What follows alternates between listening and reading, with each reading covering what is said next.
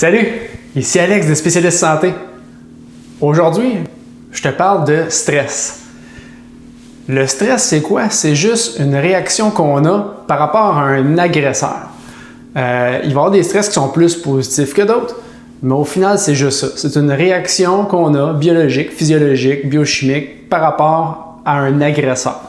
Ça peut être un agresseur qui est physique, qui est psychologique. Quand on pense au stress, je pense que des gens pensent à l'anxiété, en fait. Des situations psychologiques qui les stressent au niveau des émotions, mais il y a d'autres choses. Oui, tu peux avoir des stress, par exemple, avec tes finances personnelles, puis que là, ça te crée un stress psychologique. Tu peux avoir un stress par rapport à des relations avec ta famille, avec des amis, avec des collègues, puis ça te crée un stress psychologique. Mais il y a des stress physiques aussi, comme l'activité physique, l'entraînement, c'est un stress physique sur le corps, qui a des très bonnes répercussions, hein, c'est un stress positif, sauf s'il y en a trop. Il va y avoir des stress physiques comme prendre une médication, c'est un stress physique sur le corps. Le foie, il faut qu'il prenne cette médication-là, qu'elle détoxifie, qu'elle procède. Fait que il y a différents types de stress. Le manque de sommeil va causer un stress et psychologique et physique sur le corps. Donc, il faut faire attention. Le stress, en fait, va faire augmenter une hormone qu'on appelle la cortisol. Cette hormone-là, elle a été démonisée pendant longtemps, mais au final, elle est super positive. C'est elle qui nous permet, entre autres, de se réveiller avec l'énergie le matin.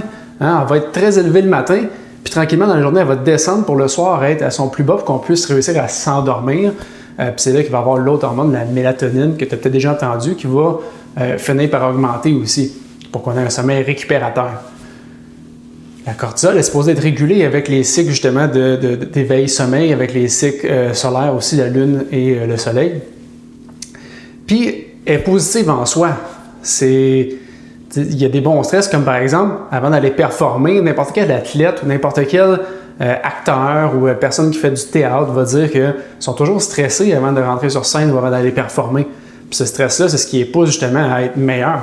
La réponse du cortisol va faire en sorte qu'on a plus de sang qui circule, qu'on pompe plus vite, qu'on est plus sharp au niveau de nos sens, au niveau de nos réflexes. Ça va envoyer le sang dans nos muscles. En fait, ce que ça fait, ça nous met dans un mode qu'on est prêt à combattre ou à fuir.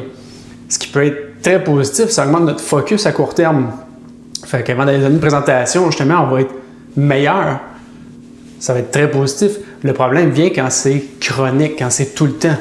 Quand on perçoit tout comme des agresseurs, quand on se sent agressé à longueur de journée ou quand on vit trop de stress.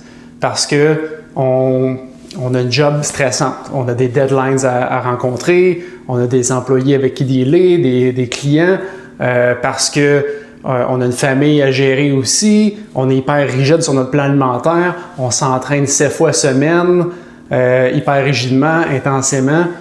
Puis tous ces stress-là s'accumulent, il y a le stress peut-être financier qui arrive là-dedans, puis bref, toute l'accumulation de ces stress-là, au final, fait que, boum, un moment donné, c'est juste trop. La cortisol, elle reste élevée trop longtemps, ça vient dérégler notre sucre sanguin, ça vient provoquer des rages alimentaires, ça va provoquer de la fatigue à long terme, ça va venir dérégler nos hormones en général, parce qu'on va avoir ce qu'on appelle un vol du cortisol, qui va venir diminuer notre libido, puis d'autres choses comme ça.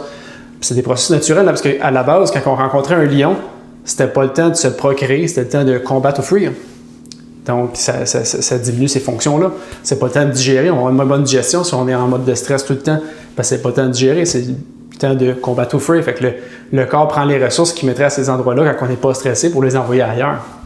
Ce qui est très positif dans des courts moments, quand on en a besoin. Mais quand c'est chronique, c'est là que ça devient problématique. Puis il y a beaucoup de gens qui vont, de nos jours, être stressés d'être stressés. Hein? Ils vont faire de l'anxiété parce qu'ils voient le stress arriver. Fait que ça, il faut faire attention aussi. Il y a des bonnes sources de stress. Puis c'est là que ça peut devenir intéressant de peut-être bâtir une liste. C'est quoi qui te déclenche dans la vie? Okay? C'est quoi tes sources qui vont venir déclencher du stress chez toi dans la vie?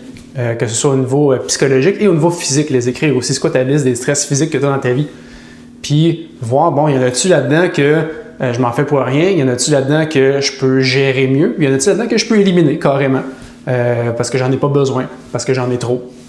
Y a-tu des relations que je peux améliorer? Y a-tu juste des façons de communiquer? Fait que c'est toutes des choses à penser quand vient le temps de parler de stress.